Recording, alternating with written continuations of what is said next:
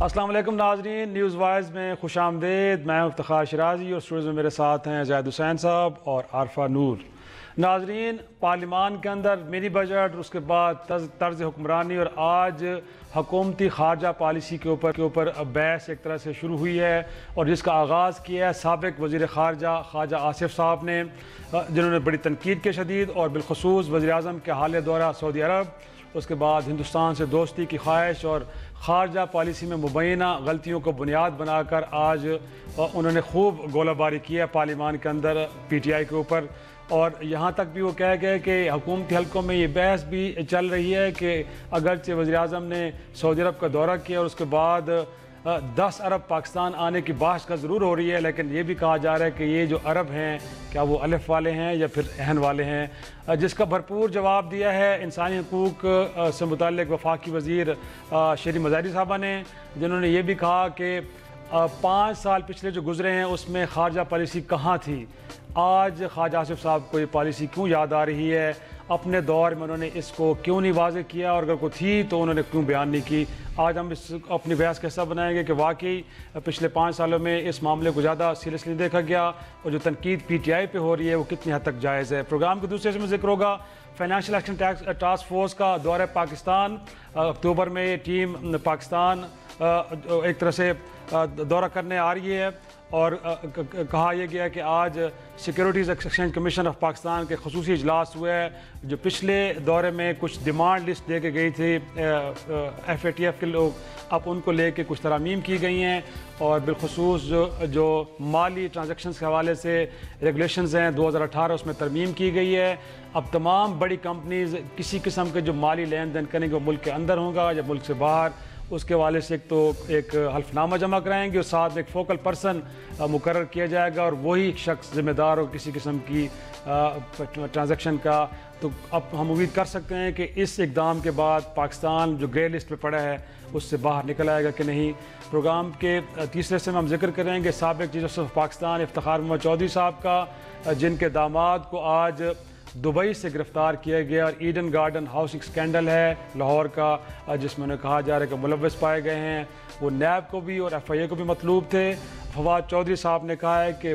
وزیر اعظم عمران خان صاحب نے اس کیس کے اندر کچھ اور گرفتاریوں کا بھی حکم دیا ہے، اور ممکنہ طور پہ وہ گرفتاریاں افتخار چودھری صاحب کے صاحبزادے اور ان کی صاحبزادی کی بھی ہو سکتی ہے۔ اور پروگرام کے آخر حصے میں ذکر ہوگا امریکی صدر ڈونلڈ ٹرمپ کے اقوام متحدہ کے جنرل اسمبلی سے خطاب کا، جس میں انہوں نے بڑے واشگاف الفاظ میں دھمکی دی ہے ایران کو کہ آنے والے وقت میں مزید پابندیاں لگنے جا رہی ہیں ایران کے اوپر، اور ساتھ میں ہم نے یہ بھی دیکھا کہ ایران کے صدر نے بھی بڑی اسی انداز میں دھمکی آمیز لہجے میں خطاب کیا، اور انہوں نے بھی امریکہ کو دھمکیاں دی ہیں۔ تو پہلے چلتے اپنی ٹاپ سٹوری کی طرف۔ 1.5 مہینے کے اندر جو ہے اتنے فمبلنگ ہوئی ہے، اتنی ٹھوکریں ان کو لگی ہیں۔ بڑی عجیب بات ہے کہ اپوزیشن میں بیٹھتے ہی خواجہ آصف صاحب کو یاد آ گیا کہ فارن پالیسی اسمبلی میں ہونی چاہیے۔ 5 سال تک ہم شور مچاتے رہے اسی بات کا، لیکن حکومت نے فیصلے نہیں کیے۔ فارن پالیسی اب بن رہی ہے، پچھلی حکومت کی 4 سال تک تو فارن منسٹر ہی نہیں تھا۔ ہم نے یہ مسئلہ کشمیر کا میاں نواز شریف صاحب نے جتنا تاریخ کا حصہ ہے، جتنا افیکٹولی وہاں پہ اٹھایا۔ جب میاں نواز شریف صاحب ایز پرائم منسٹر گئے تھے مودی کی اسٹیئرنگ ان کے، پہلی دفعہ ہسٹری میں ہے کہ پاکستانی پرائم منسٹر آفیشلی جائے ہندوستان اور وہ APHC کے ڈیلیگیشن کو نہ ملے۔ ظاہر صاحب، ایک تو بڑی حیران کن بات ہے کہ زیر بحث فائنانس بل ہے، گویا کہ جو ایک بجٹ ہے اس کو ڈسکس ڈیبیٹ کرنا ہے، لیکن بحث کہیں اور نکل پڑی ہے۔ خواجہ آصف صاحب نے آج خارجہ پالیسی کے محاذ پہ کھڑے انہوں نے کہا کہ جی بالکل چاروں شانوں چت ہو چکے ہیں خان صاحب، وہ امریکہ کے ساتھ معاملات ہوں، وہ ہندوستان کے ساتھ معاملات ہوں، ایون کہ آپ سعودی عرب بھی گئے ہیں تو وہاں سے بھی کیا کچھ لے کے آئے ہیں کسی کو کچھ معلوم نہیں ہے، تو آپ کی تو بڑی کنفیوز قسم کی پالیسی ہے۔ اگرچہ ابھی اس کو 40 دن بھی نہیں ہوئے حکومت کو، اپنی حکومت کا ذکر نہیں کر رہے جس میں 4 سال تک تو وزیر خارجہ بھی خیر سے کوئی نہیں تھا، اور پھر یمن کے معاملے پہ جب سعودی عرب کے ساتھ معاملات کرنے تھے تو یہی خواجہ آصف صاحب تھے جنہوں نے سینیٹ میں کھڑے ہو کے کہا کہ جو کچھ بھی کریں گے ایوان کو اعتماد میں لے کے کریں گے. وہ ایوان جس کی ایک متفقہ قرارداد تھی کہ اس معاملے میں ہمیں نہیں پڑھنا چاہیے، لیکن بعد میں آپ کو بھی یاد ہے، ہمیں بھی یاد ہے کہ سر ہم نے کچھ سعودی عرب کو فیورز دی تھی، کچھ ہمارے فوجی دستے بھی گئے تھے، کچھ اور یقین دہانیاں بھی کروانی تھی. تو آج آپ ضرور تنقید کریں، لیکن جو آپ کا اپنا کنڈکٹ رہا ہے پچھلے 5 سالوں میں، اس پہ بھی تو بڑے سیریس سوال اٹھتے ہیں نا سر. دیکھیں اچھی بات ہے کہ اس پہ بات ہو رہی ہے، اور یہی طریقہ ہوتا ہے دنیا بھر میں، اور یہاں بھی ہونا چاہیے کہ جو ہے اس میں اختلاف بھی ہوتا ہے. یقینی طور پہ جو حزب اختلاف ہے اس کا کام ہوتا یہی ہے کہ تنقید کریں.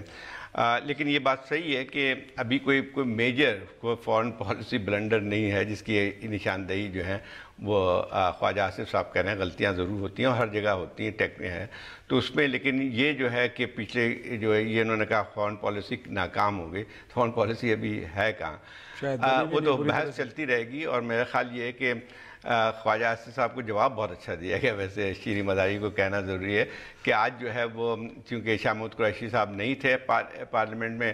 تو شیریں مزاری نے ان کی جگہ دیا. میرے خیال زیادہ بہتر انداز میں ان کا جواب بھی دیا.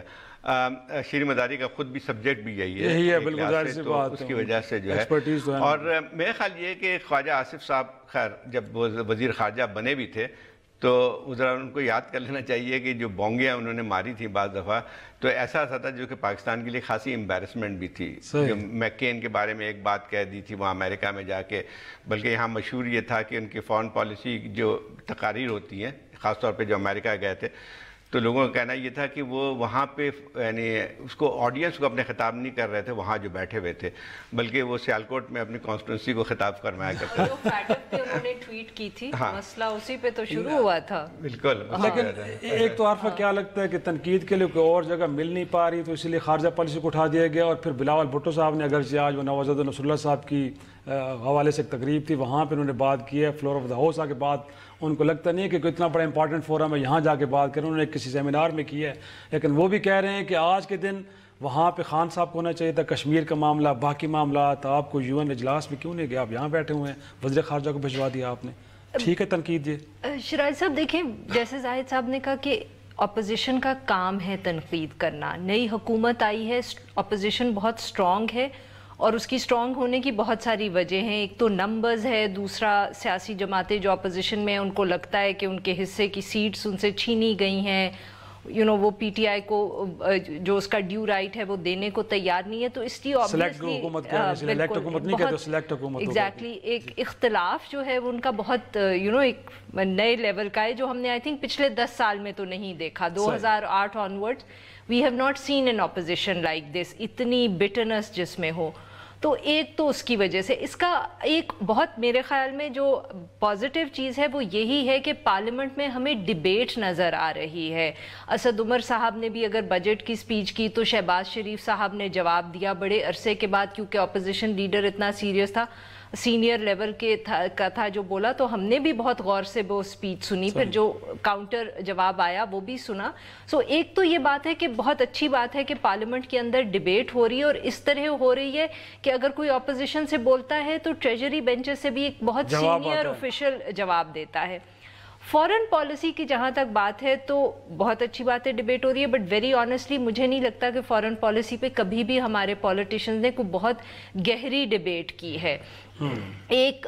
جس کو کیا کہتے ہیں کہ بہت ہم سطحی سی بات کرتے ہیں اور بہت روٹین کرتے ہیں. جو حکومت ہوتی ہے وہ کہتی ہے کہ دیکھیں ہم یہ کر رہے ہیں، ہم وہ کر رہے ہیں، اور جو اپوزیشن ہوتی ہے وہ کہتی ہے فلانی جگہ کشمیر کا ایشو نہیں اٹھایا، انڈیا کے سامنے آپ نے گھٹنے ٹیک دیے، یہ کر دیا وہ کر دیا، بہت مطلب کہ روٹین باتیں ہوتی ہیں. اور پارلیمنٹ کے اندر آتی بھی ہیں جب، تو وہ کوئی ایسا فیصلہ آتا ہے جو ہمیں پتہ ہوتا ہے، معاف کریے گا، کہ کیا ہوگا، چاہے وہ نیٹو روٹس کو بلاک کرنا تھا یا یمن کی ریزولوشن تھی. میرا نہیں خیال جب وہ کیا کہتے ہیں اس کو جوائنٹ سیشن ان دونوں کیسز میں بلایا گیا تو ہم میں سے کسی کو کوئی शक था कि फैसला क्या होने जा रहा है, सबको पता था कि क्या करने जा रही है। आई वुड से कि आई विश कि डिबेट शुरू हुई है, बहुत अच्छी बात है कि बट काश के फॉरेन पॉलिसी पे अब जब अगर डिबेट करनी है और तनकीद करनी भी है तो कोई फ्रेश आइडियाज भी लेके आए, चाहे मत हो और चाहे ऑपोजिशन हो। शायद जाहिद साहब कोई कंटेंट का सर, कंटेंट का सबसे बड़ा मसला है, तनकीद करें लेकिन कोई रास्ता तो बताए ना, रास्ता नहीं बताते, फिर पार्लियामान कुछ फैसला करती है, मैं फिर यमन की तरफ जाऊंगा, पार्लियामान कहती है कि इस मामले में ना पढ़े, हुकूमत वक्त उस मामले में पढ़ती भी है और फेवर्स भी देती है सऊदी अरब को। ये कि जैसे चंद चीज़ें हुई हैं एक लिहाज से जिसको कहते हैं कि गलतियाँ, ये हैंडलिंग में गलतियाँ हुई हैं जिसका पहले भी बहुत जिक्र आता रहा है। जैसे जैसे जब अमेरिकन फॉरेन सेक्रेटरी आए थे पॉम्पियो, तो जो हमारे वज़ीर ख़ारजा को इतनी लंबी चौड़ी तकरीर नहीं करनी चाहिए थी, क्योंकि एक तो ऐसा जाहिर किया कि जो है वह बातचीत बहुत अच्छी गई है, रीसेटिंग की बात है, रीसेटिंग की कोई बात नहीं थी। तो ये ठीक है कि उस चीज़ की निशानदेही होनी चाहिए जिसकी ख्वाजा आसिफ साहब ने भी निशानदेही की। फिर एक और जो वाक़या था जिसमें यह था कि फ़्रांस के सदर की जो है हमने कॉल नहीं ली, तो वो हाल ये कि ये किसी भी लिहाज से जो ये एक लिहाज से आपकी सफारती आदाब होते हैं उसके ख़िलाफ़ होती है। अगर हुई थी या नहीं हुई थी वो अलग मसला आता है, लेकिन इसकी चीज़ें जिस तरह से आई हैं बाहर, ये कोई बहुत अच्छी तासुर से नहीं जाता है। इससे साफ जाहिर होता है कि बात चीज़ों में हमने जो है एक हद तक जो है ज़्यादा आगे बढ़ जाते हैं। तो ये दो तीन चीज़ें थी, अच्छी बात है, उसकी निशानदेही की गई है। लेकिन वही बात है कि जैसे आल्फा कह रही थी कि आइंदा जो है जो बात डिस्कशन डिबेट होनी चाहिए, लेकिन ये था कि जो एक ठोस लिहाज से, अब जैसे कश्मीर का एक मसले की बात आई थी, कश्मीर का मसला जो है ऐसा लगता है कि रवायती अंदाज में आप उठाते हैं कि कश्मीर के मसले पे हुकूमत कुछ भी नहीं कर रही है, लेकिन उसका जवाब श्री मदारी साहब ने पता नहीं है कि पार्लियामेंटेरियंस को ये चाहिए ना कि अगर हमने कोई खारजा पॉलिसी की सिमत का तयन करना है तो फिर हमारे अमेरिका के साथ ताल्लुकात कैसे होने चाहिए, उसके वाले सजेशंस दें। फिर मिडल ईस्ट के अंदर जो डिस्प्यूट्स चल रहे हैं जिसके बारे में हम बात करते भी रहते हैं, नवाज शरीफ साहब भी सालसी करने के लिए गए थे, किस ज़माने में जद्दा भी गए थे, तेहरान भी गए थे, इस हवाले से कोई तजावीज़ आनी चाहिए ना कि हमें डायरेक्शन होनी क्या चाहिए, बजाय ये कि जो आप कर रहे हैं बड़ा गलत कर रहे हैं आप। वही मैं कह रही हूँ कि देखिए, एक तो जब जो जिस किस्म का हमारा पार्लियामेंट्री सिस्टम है वो एडवर्सोरियल सिस्टम है, उसके अंदर एक ऑपोजिशन होती है, एक हुकूमत होती है, तो वो तनकीद तो ज़रूर होगी। अब मुझे उससे कोई एतराज़ नहीं है, वो तनकीद फॉर द सेक ऑफ तनकीद भी हो, मुझे उससे भी एतराज़ नहीं है, डेमोक्रेसी है। मुझे चाहे वो फॉरेन पॉलिसी हो, ख़ास तौर पे उसके ऊपर ये बहुत बड़ा इशू है, बट अगर आप फाइनेंस पे भी आ जाए, मेरे ख़्याल में जमहूरियत का मतलब ये होता है कि हम सारे जो पार्टीज़ हों, जो वोटर्स हों, हम सब ये एक्सेप्ट करते हैं कि देखें किसी के पास ना कोई आइडियल हल किसी चीज़ का नहीं है, और पार्टीज़ और का ऑप्शन इसलिए होता है कि हर पार्टी अपना एक अंदाज एक उनका अपना व्यू पॉइंट होगा, वो कहेंगे ये हमारे ख्याल में ये हल है इस मसले का, ताकि लोगों के पास ऑप्शन हो और वो चूज कर सके। सही गलत की बात नहीं है इसमें। ये जो हमारा, मुझे लगता है कि जो फिक्र की बात वो ये है कि हम सब समझते हैं कि क्योंकि जमहूरियत आ गई है तो अगर हम पार्लियामेंट में बैठेंगे तो हम सब जो है, जो पार्लियामेंट में लोग बैठे हैं, वो एक हल पे पहुंचेंगे, चाहे वो इकोनॉमी का इशू है, चाहे वो फॉरेन पॉलिसी का। ये गलत है। ऑप्शंस हैं, कोई सही होगा, कोई गलत होगा, एक ट्राई करेगा, दूसरा ट्राई करेगा, एक नहीं काम किया दूसरा करे, बट ये ना करें कि जैसे ना कि एक हल है और सभी उस पे पहुंच जाएंगे अगर मिल बैठ के सोचेंगे, तो उससे प्रॉब्लम्स मेरे ख्याल में आज के दिन बिलावल साहब भी बजाय किसी सेमिनार के फ्लोर ऑफ द हाउस जाके तनकीद करते ताकि वो हमेशा के लिए रिकॉर्ड का हिस्सा भी बनता तो ज़्यादा बेहतर था और उसमें ज़्यादा वजन भी होता। एक ब्रेक, और ब्रेक के बाद फाइनेंशियल एक्शन टास्क फोर्स की तरफ से जो पाकिस्तान को मुतालबात कहे गए थे पाकिस्तान से, अब उस पर अमल दरामद शुरू हो गया है। आज security exchange commission of Pakistan ने कुछ कवानीन के अंदर तरामीम की हैं, तो उससे अब उम्मीद ये पैदा हुई है कि शायद पाकिस्तान का नाम अब ग्रे लिस्ट से बाहर आ जाएगा। क्या ऐसा हो पाएगा कि नहीं, थोड़ी सी ब्रेक के बाद डिस्कस करते हैं।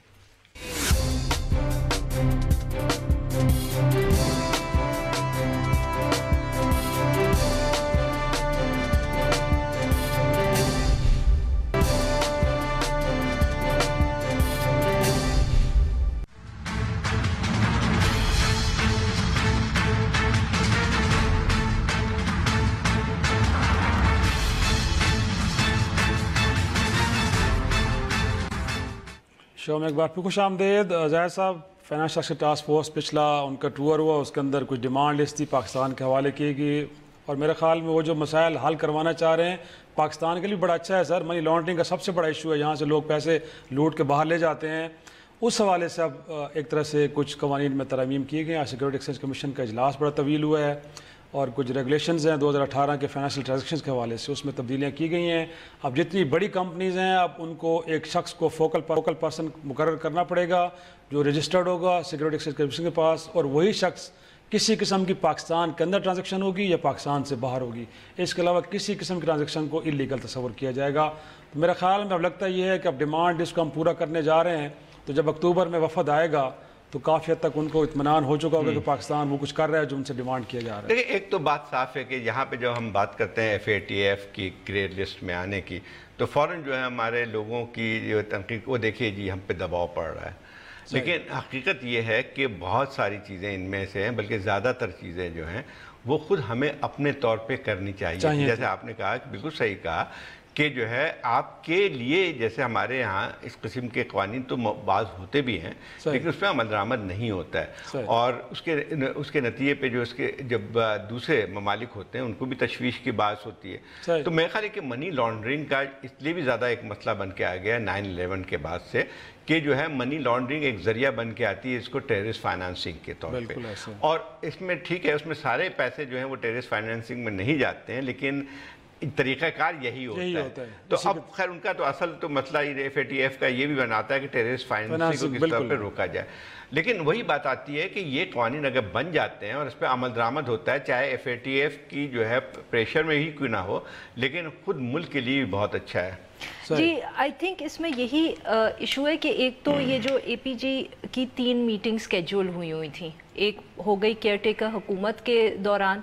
دوسری اب یہ اکتوبر میں ہوگی اور تیسری دسمبر میں ہے کیونکہ that's when they have to decide کہ اگلا قدم کیا ہوگا. اور وہی بات ہے کہ ہمارے ہاں فوکس بہت زیادہ رہا آن دی ایشو کہ ہمارے جو یہ ملیٹنٹ گروپس ہیں یا جو جہادی آرگنائزیشنز ہیں، کیونکہ حکومت نے بھی اس کو PMLN کی حکومت نے بھی اس کو ہینڈل کیا کہ لٹرلی FATF کی جب پہلی میٹنگ ہو رہی تھی بگننگ آف دی ایئر اس سے فوراً پہلے انہوں نے کریک ڈاؤن کیا جماعت الدعوہ پہ یہ وہ، اور یہ امپریشن اس سے کریٹ ہو گیا کہ جیسے وہ ایشو ہے.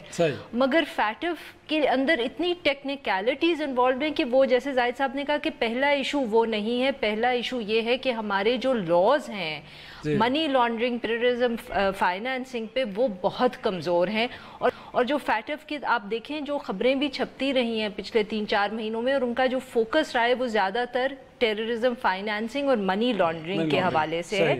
کیونکہ اس پہ اب حالت یہاں تک یہ ہو گئی ہے کہ کوئی بھی آپ انٹرنیشنل اگر اس طرح کی ایجنسی دیکھ لیں یا انڈیکس دیکھ لیں تو اس میں Pakistan is one of the biggest culprits. For example جو UK نیشنل کرائم ایجنسی ہے وہ کہتی ہے کہ اگر 5 ملک ہیں دنیا کے جن کا سب سے زیادہ امپیکٹ ہوتا ہے جو منی لانڈرنگ تھریٹس جس طرح وہ دیکھتے ہیں منی لانڈرنگ تھریٹس کو UK میں، تو ان 5 ملکوں کے اندر پاکستان ہے.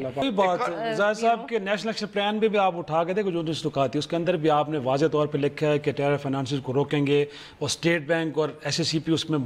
کردار ادا کرے گا. بات وہی ہے کہ کوئی کام جو ہمارے اپنے کرنے ہیں کہ ہم جب تک بیرونی دباؤ نہیں آتا تب تک نہیں کرتے. ایک اور بات سنیں، بات چیزیں تو اوپن ہے نا، جیسے ایک تو یہ منی لانڈرنگ اور اس کا ایک وجوہات ہو سکتی ہیں کہ وہ جو ہے ٹیررزم کے لیے بھی جا سکتے ہیں، یہ ایک وہ بنا ہے، لیکن بات چیزیں تو اوپنلی ہو رہی ہیں جو کہ دنیا بھر دیکھتی ہے نا. اب یہ سوال ہی پیدا ہو کہ جس کو جیسے ہماری خود جو ایک کریڈیبلٹی جو ہے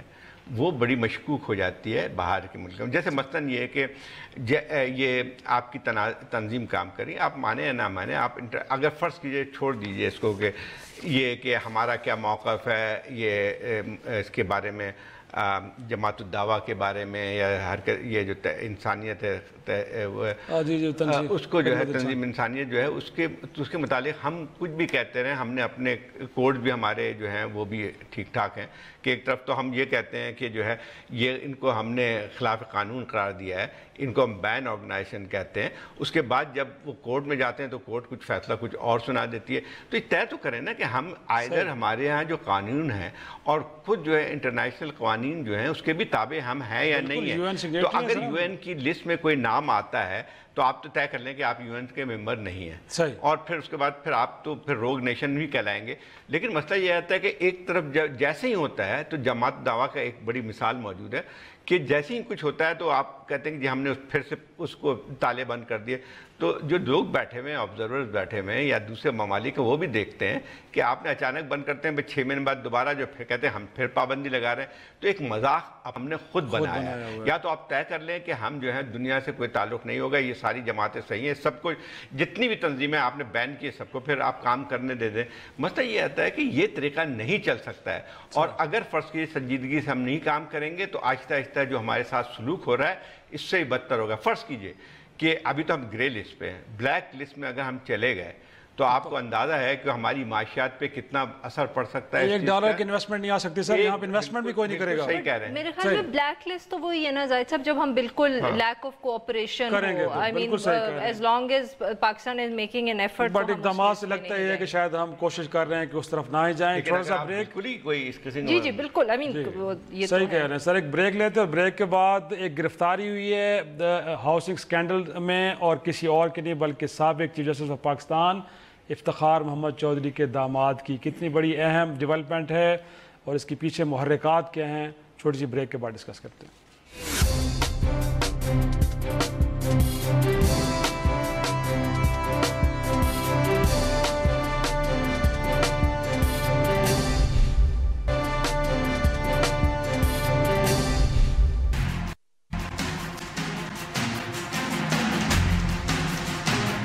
بڑی کامیابی ہوئی ہے دبئی میں، مرتضیٰ جو داماد ہیں سابق چیف جسٹس افتخار چودھری کے، ان کو اب سے کچھ دیر قبل گرفتار کر لیا گیا ہے۔ جو باقی ملزمان ہیں، پرائم منسٹر صاحب نے آج 24 گھنٹے کے اندر ایک حتمی اور فیصلہ کن رپورٹ جو ہے وہ اس میں طلب کی ہے۔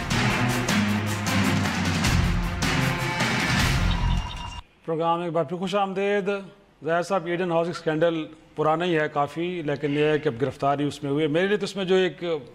اہم پہلو یہ ہے کہ اب باہر کی حکومتیں ہم سے کوآپریٹ کر رہے ہیں۔ اگر کوئی ملزم ہم نے گرفتار کرنا ہے تو اب یہ نہیں کہا جا سکتا کہ جی نہیں ہم کوآپریٹ نہیں کرتے۔ دبئی سے گرفتاری ہوئی ہے مرتضیٰ صاحب کی، اور کہا یہ جا رہا ہے کہ سابق جسٹس پاکستان افتخار محمد چودھری صاحب کے داماد ہیں، اور کسی زمانے میں خود چودھری صاحب نے ان کا کیس اپنے ہاں لگوا کے ریلیف دیا تھا، تبھی ان کو باہر جانے کے لیے سہولت بھی ملی۔ بٹ اب حکومت نے بڑا سخت ہاتھ ڈالا ہے، اور کہا جا رہا ہے کہ خان صاحب نے کہا کہ باقی لوگوں نے بھی پڑھو، اور کہا جا رہا ہے کہ ان کے اندر ان کے بیٹے ہیں ارسلان، اور ان کی صاحبزادی کا نام بھی آ رہا ہے۔ لیکن میرا سوال سر یہ ہے کہ پچھلے الیکشن کے دنوں میں جو چودھری صاحب عمران خان صاحب کے خلاف بالخصوص کچھ پٹیشنز لے کے پھر رہے تھے، یہ اسی کا ریئیکشن ہے یا واقعی میرٹ پہ چیزوں کو دیکھا جا رہا ہے؟ دیکھیں، ایک بات تو دو الگ الگ چیزیں ہیں۔ ایڈن کے متعلق کیس بہت دن سے چل رہا تھا یہ، اور یہ کیا کہتے ہیں تقریباً 15 سال سے جو یہ وکٹمز تھے، متاثرین تھے، ان کے کئی جلوس بھی نکل چکے ہیں، بہت زیادہ ان کا ہنگامہ ہوا۔ ہمارے عدالتی سسٹم ایسا ہے کہ ان کو کبھی بھی کسی کو ریلیف نہیں ملتا تھا، اور ایک اس کو ہم ابھی آتے ہیں اس کے چیف جسٹس کے کیا، لیکن ایک بات سب سے بڑی ہے اس پہ، میرے خیال ایک صرف ایڈن کی بات نہیں ہے، یہاں پہ ہاؤسنگ سوسائٹیز جو بنتی رہتی ہیں، جن کا جتنا پیسے کھائے جاتے ہیں، اور اس میں سب سے بڑے وکٹم ہوتے ہیں جو باہر پاکستان میں رہتے ہیں، جن کے پاس ہوتا ہے کہ پیسے جمع کے اور انہوں نے زمین پہ یہاں پہ کر دیا یا کوئی مکان خرید لیا، وہ سب سے بڑے وکٹم بن کے آتے ہیں۔ یعنی اس میں یہ ہے کہ ایڈن کی ایک چیز بن کے آتی ہے کہ ایڈن ہے، اور اس کے اور بھی ایسے سارے ہوتے ہیں، اور اس کا یہ ہے کہ صرف ایک نہیں ہے۔ اب ان کی پروٹیکشن کیسے ہوتی ہے؟ اصل بات یہ آتی ہے کہ they seems to be well protected, تبھی یہ چیزیں کرتے ہیں۔ اور یہ طریقہ کار جو ہے جیسے ابھی چیف جسٹس کی بات آئی، یہ تو بہت پہلے سے لوگوں کے یہ لوگ بات کرتے تھے کہ جو ہے وہ داماد بن گئے ہیں ان کے ایڈن والے، تو اب ان کے پاس کچھ نہیں ہوگا۔ لیکن اس کو صرف یہاں تک نہیں رکھا جائے، کیونکہ صرف یہ نظر نہ آئے کہ کوئی وکٹمائزیشن ہو رہی ہے، چونکہ جو ہے ان کے اختلافات کافی بڑھ گئے تھے عمران خان کے اور یہ چودھری افتخار کے، بلکہ یہ تھا کہ چودھری افتخار کی طرف سے ہی پٹیشن فائل کی گئی تھی ان کے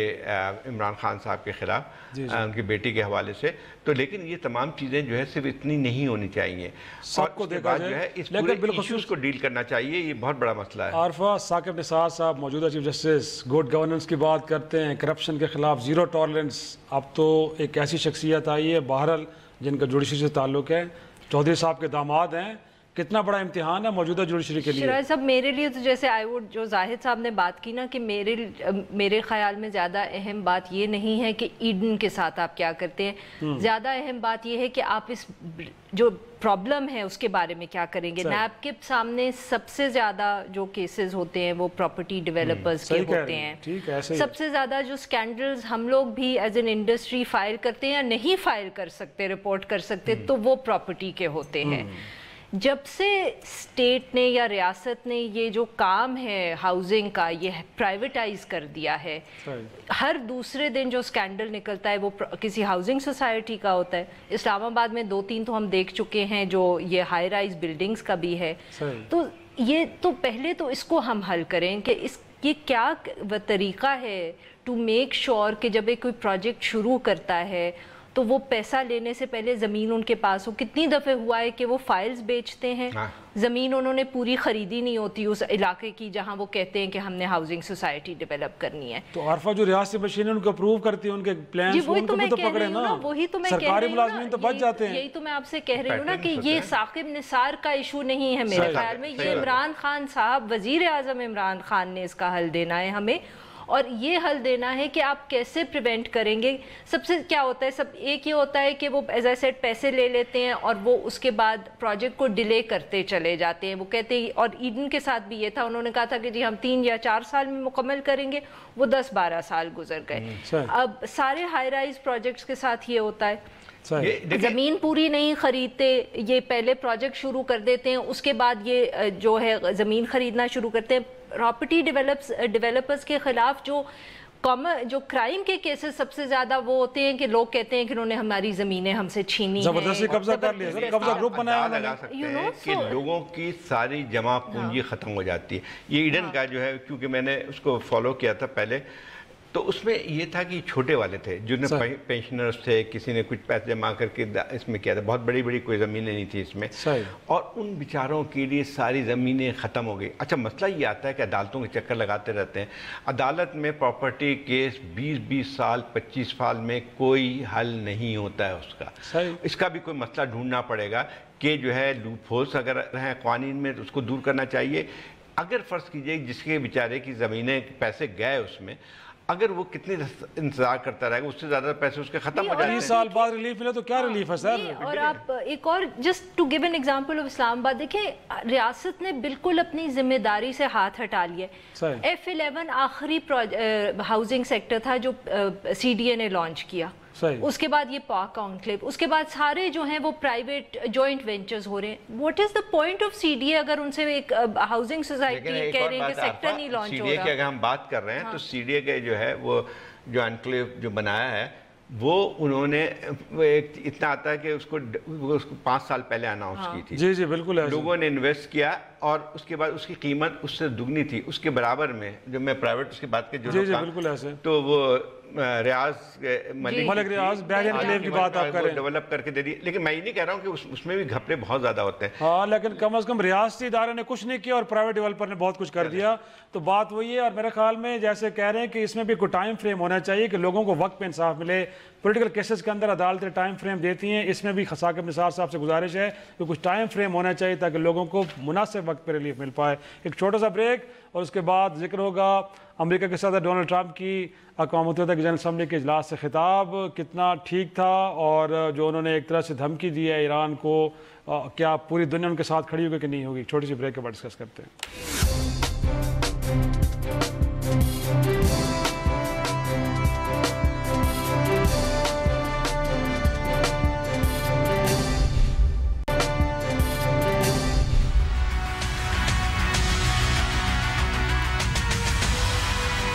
My administration has accomplished more than almost any administration in the history of our country. America's so true.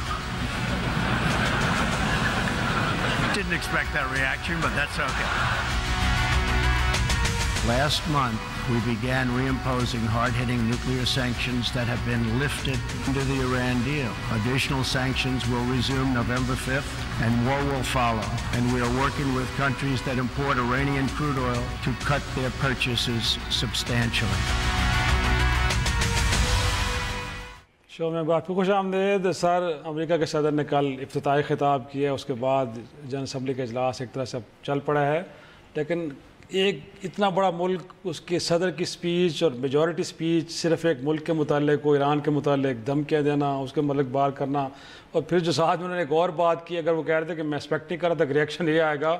کہ میں اب تک کہ امریکہ کی جو بڑی تاریخ ہے اس میں بہترین صدر میں ہوں, اس سے مجھ سے پہلے بہتر کوئی صدر نہیں آیا اس ملک کے اندر. جب جنرل اسمبلی میں عام طور پہ ہر سال جو ہے جب امریکن صدر تقریر کرتا ہے جو بھی, تو اس کی ایک کوئی اہمیت ہوتی ہے, لوگ سنتے ہیں بیٹھ کے کہ اس کے اثرات کیا پڑیں گے ملکوں کی سیاست پہ, جو انٹرنیشنل ریلیشنز ہیں اس کے درمیان.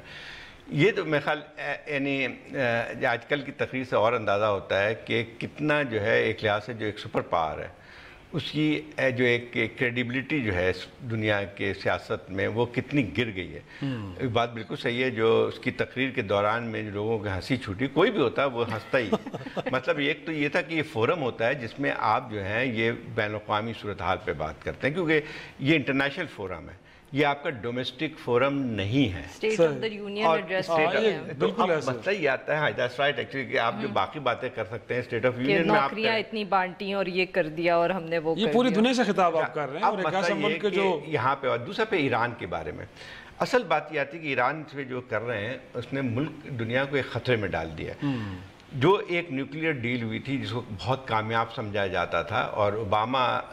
کے جو ایڈمنسٹریشن کی سب سے بڑی اگر فارن پالیسی میں کامیابی تھی ایک, وہ تھی ایران کی نیوکلیئر ڈیل. اور ایران کی نیوکلیئر ڈیل جو ہے صرف امریکہ کے ساتھ نہیں تھی, یہ 5+1 جو 5 نیوکلیئر کنٹریز ہیں اور اس کے علاوہ جرمنی اس میں شامل تھے. تو اس میں یہ تھا کہ یہ ایک انٹرنیشنل ایک لحاظ سے ایگریمنٹ تھا, اور کتنے 2 سال کی جو ہے نیگوسیشنز کے بعد, سفارتکاری کے بعد. جی بالکل. اب اس کے بعد جو ہے یعنی ایران نے بھی ایک لحاظ سے رسپانسبلٹی کا ثبوت دیا تھا, اور اس کے بعد جب آ کے آپ نے تمام چیزیں ختم کر دی ہیں, تو پہلا کام تو انہوں نے یہ کیا ہے کہ اس کو ختم کرنے کے بعد آپ نے ویسٹرن جو بلاک کہہ سکتے ہیں آپ اس کو بھی تقسیم کر دیا, کیونکہ باقی 4 ممالک ہیں جس میں جو چین اور روس کو اگر ہٹا بھی دیں تو 3 جو ممالک ہیں, فرانس ہے, انگلینڈ ہے, اور اس کے بعد جرمنی ہے, جو کہ آپ کے امریکہ کے حلیف سمجھے جاتے تھے, انہوں نے جو ہے اس چیز کو انکار کر دیا. اب مسئلہ یہ کہ ایران پہ آپ نے سینکشن لگا لیا, ٹھیک ہے, ان پہ اثر ضرور پڑ رہا ہے, یعنی ان کی معاشی صورتحال پہ, لیکن اس کے اثرات جو ہیں ایک لحاظ سے پوری بین الاقوامی سیاست پہ ہی پڑ رہی ہے. اب جو انہوں نے سینکشن لگایا, تو آج سینکشن کا مقصد بھی یہی ہوتا ہے کہ آپ ان کمپنیز پہ بھی سینکشن لگاتے ہیں جو بھی کاروبار کریں گے, لیکن اس کے بعد ویسٹ نے جو ہے ان کی مخالفت کرتے ہوئے جو یہ 3 ممالک میں انہوں نے تو بارڈر ایگریمنٹ کر لیا, انہوں نے کہا کہ تیل کے بدلے مصنوعات. لیکن جو دوسرا نقطہ اٹھایا ہے عارفہ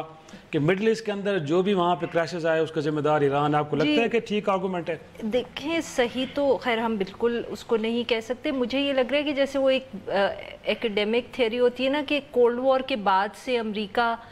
اپنے لیے ایک اینمی ڈھونڈنے کی کوشش میں لگا رہا ہے, تو مجھے لگتا ہے فور دا ٹرمپ ایڈمنسٹریشن انہوں نے فیصلہ کر لیا کہ that enemy is going to be Iran. مطلب کہ بش آئے تو ان کو 9/11 کے بعد القاعدہ ملی اور انہوں نے اس پہ فوکس کیا, اوباما آئے تو انہوں نے افغانستان کی جنگ کو اپنی پرائیورٹی بنایا, پھر آئیسس کا ایک کرائسس ہو گیا. تو مجھے لگتا ہے کہ اس طرح ٹرمپ ایڈمنسٹریشن کے لیے شروع وہ ہوئے تھے شاید نارتھ کوریا اور ایران دونوں سے, بٹ وہ نارتھ کوریا والا وہ کہیں پہنچا نہیں, دوستی ہو گئی. تو اب وہ ایران دونوں کی خصوصیات بھی ایک ملتی ہیں. جی بالکل, پریزیڈنٹس جو ہیں تو وہ اب now they focused narrowed down on Iran as you know what they can talk about what they. اور وہ جو کہہ رہے ہیں کہ وہ شاید ایران کو سفارتی طور پہ تنہا کر دیں گے, دیکھنا یہ کہ آنے والے وقت میں کیا یہ ان کا خواب پورا ہوتا ہے کہ نہیں ہوتا. آج کا شو یہی ختم کرتے ہیں, کل پھر ملاقات ہوگی. خدا حافظ.